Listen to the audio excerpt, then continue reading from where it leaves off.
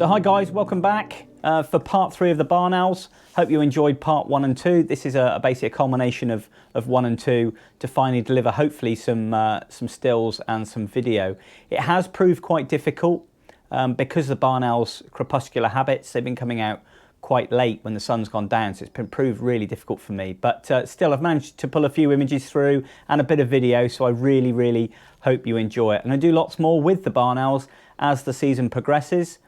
When the barn owls will hopefully come out and hunt a little bit earlier, and hopefully I'll be doing a lot more with those. But and also please hang around at the end of the vlog if you could.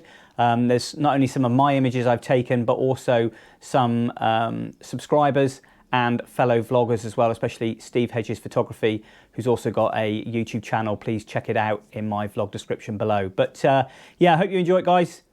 That's all from me, and I'll see you in the next one.